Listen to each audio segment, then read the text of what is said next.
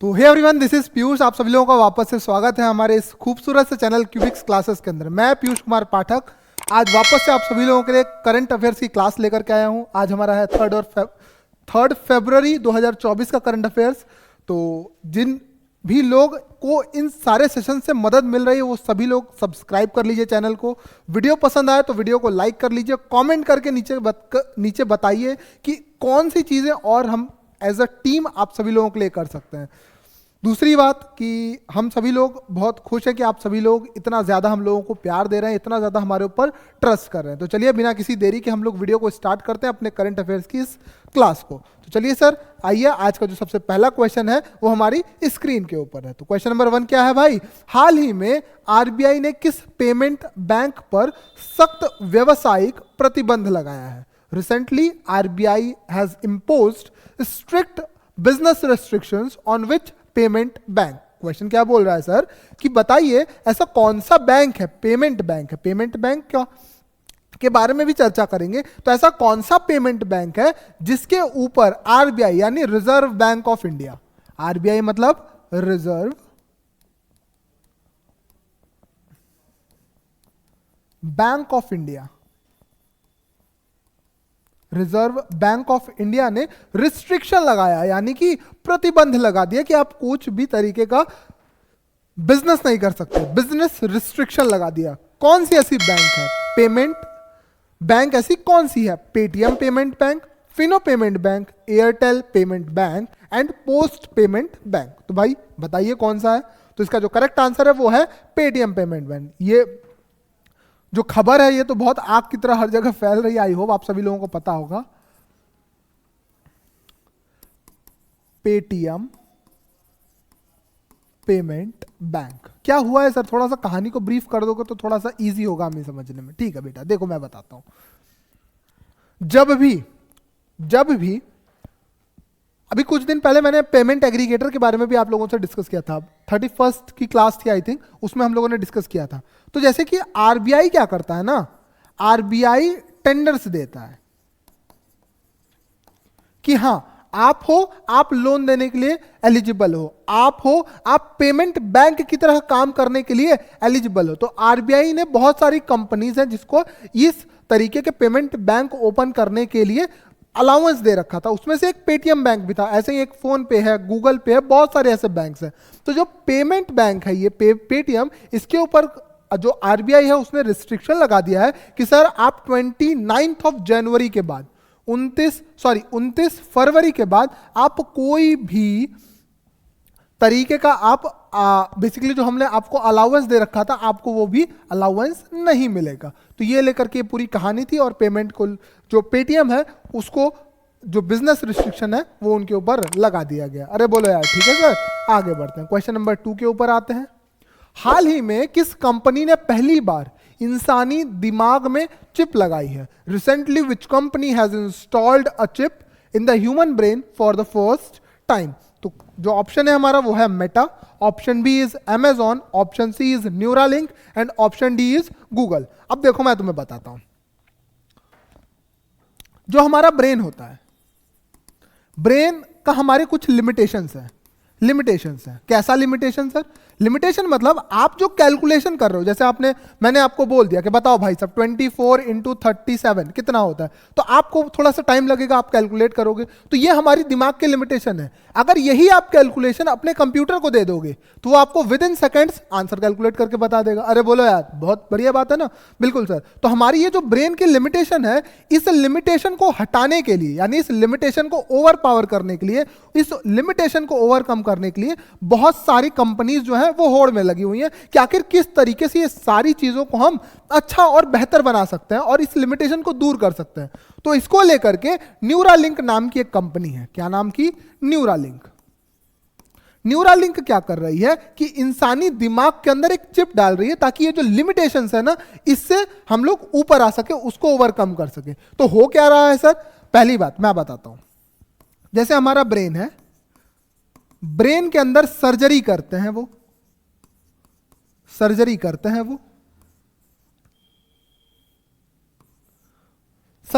हैं और एक चिप डाल देते हैं। क्या डाल देते हैं? एक चिप डाल देते हैं। इस चिप की मदद से क्या होता है, वही अगेन लिमिटेशन को दूर करते हैं। तो अब हो क्या रहा है कि इसने पहली बार फर्स्ट ह्यूमन के ऊपर ये ट्रायल किया है और ये सफल हो चुका है। ये क्या चुका है, सफल हो चुका है। बहुत सारे रिजल्ट्स अभी आना बाकी हैं, बट मोर और लेस ये बहुत चीजें हमारी सफल हो चुकी हैं। इस कंपनी के मालिक कौन है सर, इस कंपनी के मालिक है इलॉन मस्क। कौन सर इलॉन मस्क, वही इलॉन मस्क जिनकी स्पेस एक्स है, वही इलॉन मस्क जिनकी टेस्ला है, जो आज इंडिया में आने के लिए भी मोदी जी से बहुत बार मीटिंग कर चुके हैं। वही सेम इलॉन मस्क, वही सेम इलॉन मस्क जिनको अभी जो दुनिया के सबसे अमीर व्यक्ति थे, उन्होंने इनको सरपास करके अपने आप को नंबर 1 कर लिया। कौन थे वो थे एक लग्जरी ब्रांड के ओनर थे। ठीक है सर, मैंने लास्ट क्लास में भी इसके बारे में डिस्कस किया, आप जाकर के उसके अंदर भी देखना। तो पहला ऐसी कौन सी कंपनी है जिसने ह्यूमन ब्रेन के अंदर चिप डाला है सर, इसका आंसर है सी, यानी न्यूरालिंक। अरे बोलो यार, समझ आ रहा है नहीं आ रहा है? बिल्कुल सर। आगे बढ़ते हैं, क्वेश्चन नंबर 3 की तरफ बढ़ते हैं। हाल ही में जारी भ्रष्टाचार सूचकांक, भ्रष्टाचार सूचकांक 2023 में कौन शीर्ष पर रहा है? Who has topped the recent released corruption index 2024? क्या होता है सर ये करप्शन इंडेक्स, बताता हूं, आ जाओ। देखो, अलग अलग कंट्रीज हैं, आप सभी लोगों को पता होगा कि अलग अलग कंट्रीज को अलग अलग तरीके से रैंकिंग दी जाती है, अलग अलग पैमानों पे। जैसे अभी स्टॉक मार्केट के ऊपर भी एक रैंकिंग आई थी, मैंने पिछली क्लास में आप लोगों को बताया था कि किस तरीके से हांगकांग को पीछे छोड़ करके इंडिया चौथे नंबर पे आ चुका है, मैंने डिस्कस किया था ना। उसी सेम तरीके से एक और बेसिस के ऊपर रैंकिंग होती है, वो रैंकिंग होती है on the basis of corruption. किस देश के अंदर सबसे ज्यादा भ्रष्टाचार है, किस देश के अंदर सबसे ज्यादा करप्शन है। तो 2023 का जो इंडेक्स है करप्शन का, वो आ चुका है। तो इसमें क्वेश्चन को पूछ रहा है कि फर्स्ट कौन आया है सर, इसमें फर्स्ट कौन आया है? तो इसका जो करेक्ट आंसर है वो क्या है? ऑप्शन ए है Finland, option B Denmark, option C New Zealand and option D is Indonesia. तो जो डेनमार्क है वो इस लिस्ट को क्या किया है, टॉप किया है। जो इसका स्कोर रहा है वो रहा है 90, उसका स्कोर क्या रहा है 90, यानी डेनमार्क के अंदर सबसे ज्यादा करप्शन होता है। अरे बोलो यार, समझ आ रहा है नहीं आ रहा है? बिल्कुल सर। आगे बढ़ते हैं क्वेश्चन नंबर 4 की तरफ। हाल ही में IMF international monetary fund, international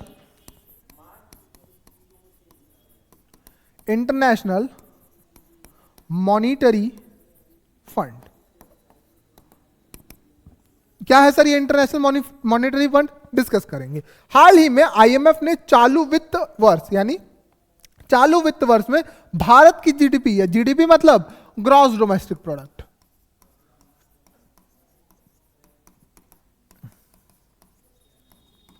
वृद्धि पर दर कितने प्रतिशत रहने की अनुमान लगाए। यानी कि IMF ने इंडिया की जो इकोनॉमिक ग्रोथ है, जो जीडीपी ग्रोथ है, उसको लेकर के कुछ प्रिडिक्शंस किए, कुछ अनुमान लगाए हैं। तो वो कितने रेट से बताया गया है?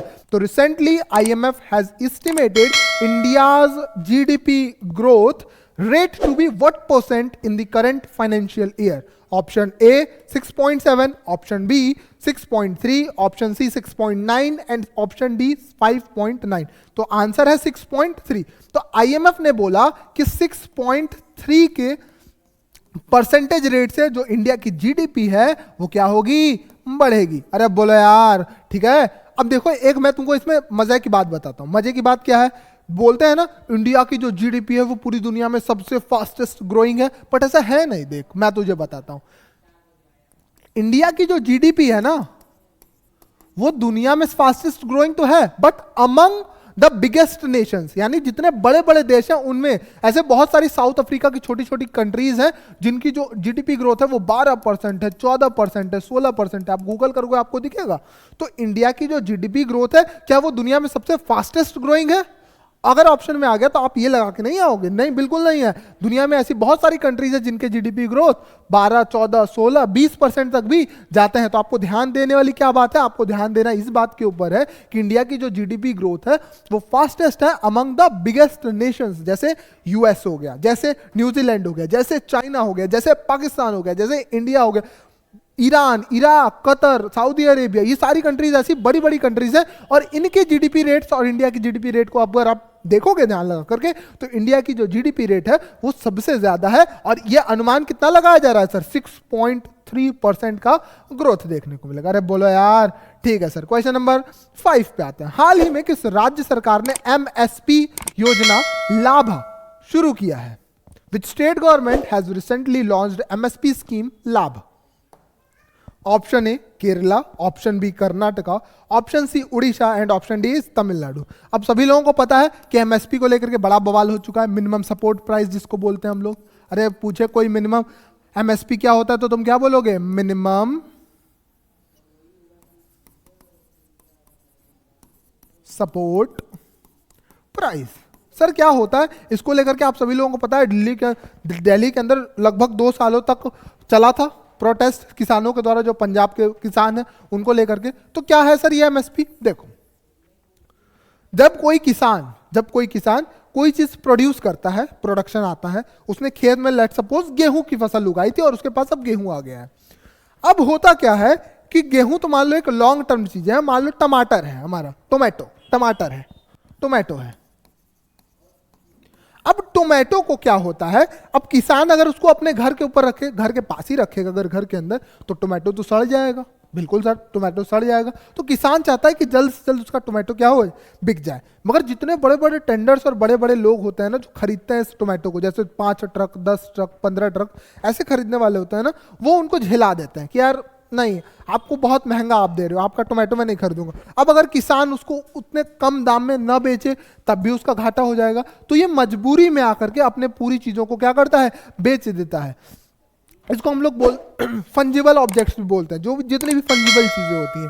तो ध्यान देने वाली बात यही है कि ये जो इतना सस्ता में जाकर के व्यक्ति बेच दे रहा है ना, इससे जो किसान की लागत है वो भी कंप्लीटली वो रिकवर नहीं कर पाता है। तो इस वजह से होता क्या है कि लोग एग्रीकल्चर वाली चीजों से दूर भागते हैं, एग्रेरियन जो फार्मिंग है उससे वो दूर भागता है। इसी चीजों को कंट्रोल में लाने के लिए गवर्नमेंट करती है कि मिनिमम सपोर्ट प्राइस को लेकर के आती है कि आपका सामान जो है कम से कम इतने रुपए में तो बिकना ही चाहिए, इससे नीचे आपका नहीं जाना चाहिए। इसको लेकर के ही वहां पर लोगों का क्या था, बवाल चल रहा था इंडिया के ऊपर। बट एक ऐसा स्टेट आया है जिसने एमएसपी को क्या किया है, लागू कर दिया है। तो वो कौन सी कंट्री है, सॉरी वो ऐसा कौन सा स्टेट है, तो वो है उड़ीसा। तो उड़ीसा ने क्या बोला है कि हम ये जो एमएसपी स्कीम है लाभ नाम की, उसको हम लोग लेकर के आ रहे हैं अपने स्टेट के अंदर, और जो किसान है उनका एग्रीकल्चर के ऊपर जो फोकस है उसको हम बढ़ाने की बात करेंगे। ठीक है सर, ठीक है सर। आगे बढ़िए, क्वेश्चन नंबर 6 की तरफ आते हैं। विश्व वेटलैंड्स दिवस कब मनाया जाता है? विश्व वेटलैंड्स दिवस कब मनाया जाता है? When is world's wetlands day celebrated? अब वेटलैंड क्या होता है इसके बारे में बहुत सारे लोगों को नहीं पता होगा, तो मैं तुम्हें बताता हूँ। इसके बारे में भी हम लोग डिस्कस करते हैं। तो option A is 31st of January, option B is 1st of February, option C 30th of January and option D is 2nd of February. तो बताओ सर कि कब होता है? 2 फरवरी, 30 जनवरी, 1 फरवरी या फिर 31 जनवरी? कब वेटलैंड्स दिवस को मनाया जाता है? तो इसका जो करेक्ट आंसर है मैं बताता हूं, वो है 2nd ऑफ फरवरी। बट अब वेटलैंड क्या होता है वो मैं बताता हूं। ऐसा एरिया या ऐसा भूभाग ऐसा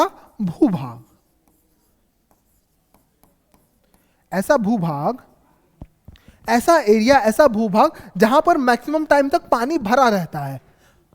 ह्यूमिड एरिया होता है, ह्यूमिड मॉइस्ट एरिया जिसे हम लोग बोलते हैं। यहां पर जो जमीन है उसके ऊपर पानी भरा रहता है, ऐसे एरियाज को हम लोग वेटलैंड्स बोलते हैं। इसकी इंपॉर्टेंस बहुत ज्यादा होती है। इसकी जो इंपॉर्टेंस है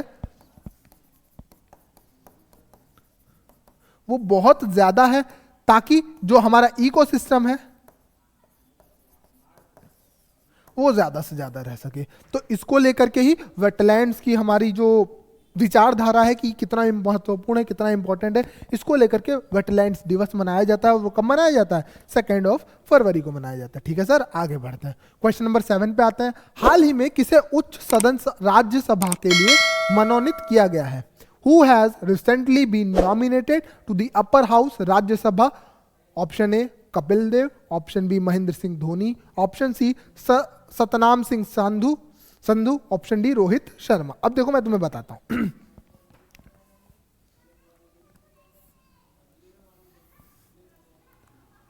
जो मेंबर ऑफ पार्लियामेंट होता है, एमपीज, जो मेंबर ऑफ पार्लियामेंट होता है, ये दो तरीके से हो सकते हैं। एमपी बन सकता है कोई भी व्यक्ति दो तरीकों से। पहला, या तो उसको इलेक्ट कर ले, कम जो जनता होती है वो इलेक्ट करके डायरेक्ट एमपी बना सकती है। और दूसरा होता है कि जो हमारे प्रेसिडेंट होते हैं, जो हमारे प्रेसिडेंट साहिबा होते हैं, वो उनको क्या करती है, नॉमिनेट करती है। क्या करती है, नॉमिनेट करती है। तो प्रेसिडेंट को नॉमिनेट करती है या फिर इलेक्ट करती है। तो कुछ लोगों को नॉमिनेट किया जाता है, उसी में से क्वेश्चन पूछ रहा है कि किसने अपर हाउस राज्यसभा में अपने आप को नॉमिनेट, किनको नॉमिनेट किया गया है। तो इसको सतनाम सिंह संधू जी को किया गया है। किस बेसिस के ऊपर, ये कौन है, ये बेसिकली चंडीगढ़ यूनिवर्सिटी के सीईओ हैं। चंडीगढ़ यूनिवर्सिटी के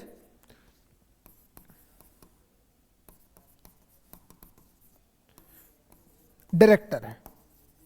क्या है, डायरेक्टर है, ये डायरेक्टर है और एक बहुत अच्छे एजुकेशनलिस्ट भी हैं। और इसको लेकर के इनको क्या किया गया है, राज्यसभा के अंदर पहुंचा दिया गया है। ठीक है सर। क्वेश्चन नंबर 8 पे आते हैं। हाल ही में कौन से राज्य सरकार वार्षिक जन औषधि प्रशासन अभियान शुरू करेगी? Which state government will recently start the annual Jan Aushadhi administration campaign? Option A Maharashtra, option B Uttar Pradesh, option C Madhya Pradesh and option D is Kerala. तो देखो, उत्तर प्रदेश ने इसको स्टार्ट किया है। एक बीमारी जो फैल रही है बहुत तेजी से, उस बीमारी का नाम है फिलेरियासिस, फिलारियासिस, फिलारियासिस। इसको कॉम्बैट करने के लिए, इससे कॉम्बैट करने के लिए क्या किया गया है, यूपी सरकार ने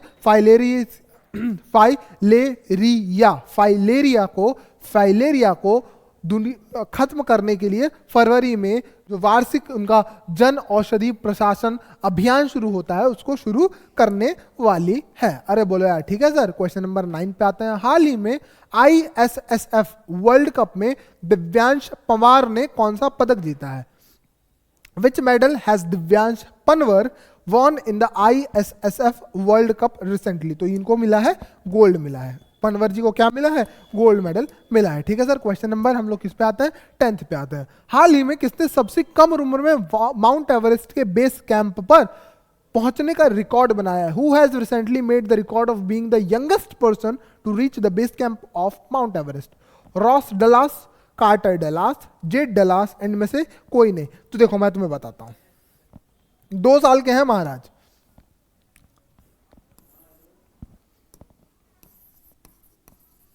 2 ईयर के हैं हमारे जो स्कॉटलैंड के कार्टर साहब हैं,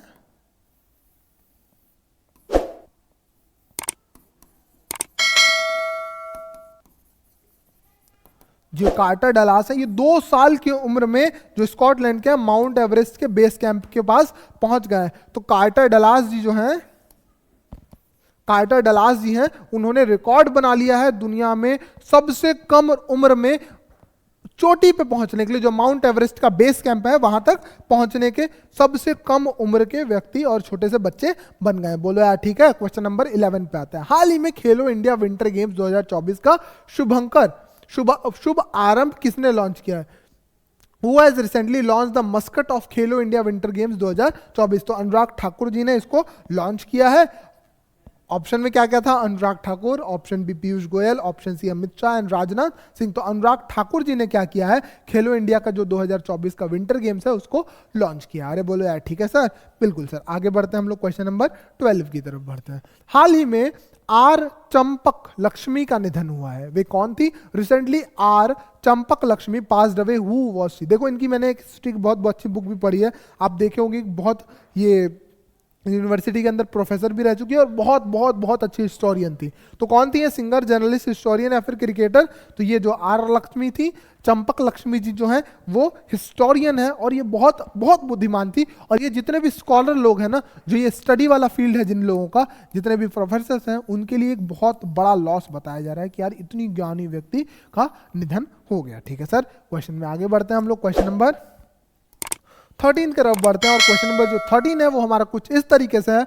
हाल ही में सुल्तान इब्राहिम को किस देश के 17वें राजा के रूप में नियुक्त किया गया? Recently Sultan Ibrahim has appointed as the 17th king of which country? देखो, ये ऑप्शन है Sweden, option B Malaysia, option C Denmark, या फिर ऑप्शन डी भूटान। तो देखो मैं तुम्हें बताता हूं, इसका जो करेक्ट आंसर है वो है मलेशिया। तो जो हमारे सुल्तान इब्राहिम है, जो सुल्तान इब्राहिम है वो मलेशिया के राजा बन गए हैं। मलेशिया 17वें किंग बन गए हैं। सर किंग अभी वो कौन सी ये फेडरल गवर्नमेंट है, वहां पे फेडरल मोनार्क है, फेडरल मोनार्क है। क्या होता है सर? मतलब ये फेडरेशन ऑफ स्टेट्स है। फेडरेशन ऑफ स्टेट का मतलब क्या होता है कि स्टेट की अपनी खुद की आइडेंटिटी है, वो एक फेडरेशन है, फेडरेशन ऑफ स्टेट है, जिनको हेड करते हैं ये किंग सुल्तान, बेसिकली जो अभी बने 17वें राजा। तो जो हमारा मलेशिया है वो कैसा है? फेडरल मोनार्क है, वहां पे डेमोक्रेसी है, फेडरल मोनार्क। ठीक है सर, आगे बढ़ते हैं, क्वेश्चन नंबर 14 की तरफ बढ़ते हैं। हाल ही में भारत और किस देश ने रक्षा सहयोग को मजबूत करने के लिए समझौता किया? Recently India and which country have signed an agreement to strengthen defense cooperation? Option is Sudan, option B Morocco, option C Oman and option D is Jordan। तो ओमान ने इंडिया के साथ एक जो क्या बोलते हैं समझौता है उसको किया है, ताकि उनका जो डिफेंस है, डिफेंस की जो कोऑपरेशन है, जो डिफेंस की क्या है कोऑपरेशन है, उसको क्या कर सकते हैं भाई साहब? स्ट्रॉन्ग किया जा सके। उसको क्या किया जा सके? स्ट्रॉन्ग किया जा सके। इसको लेकर के क्या किया गया है? दोनों देशों के बीच में, ओमान और इंडिया के बीच में क्या हुआ है? एक समझौता हुआ है। ठीक है सर, क्वेश्चन में आगे बढ़ते हैं। आखिरी क्वेश्चन ऑफ द डे।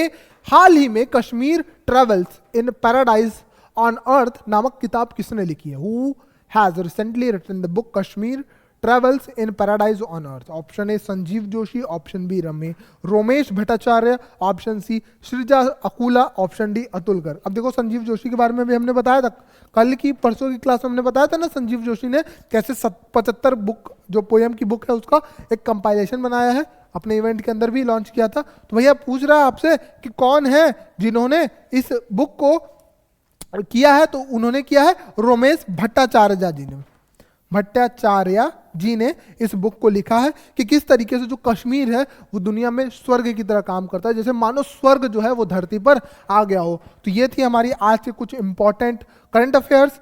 इसी के साथ आज हमने आप सभी लोगों से अलविदा चाहूंगा। कल वापस से सेम टाइम पे सेम क्लास के साथ अगले दिन के करंट अफेयर्स के साथ आप सभी लोगों के साथ मुलाकात होगी। उससे पहले एक छोटी सी रिक्वेस्ट है कि आप चैनल को सब्सक्राइब करिए, वीडियो को लाइक करिए, कमेंट करके बताइए और हम सभी लोग आपके लिए क्या कर सकते हैं ताकि उसके ऊपर हम लोग प्रयास कर सके। अरे बोलो यार, ठीक है, चलो फिर मिलते हैं, कल मिलते हैं आप लोगों से। Bye bye, good night, take care, पढ़ाई करते रहिए।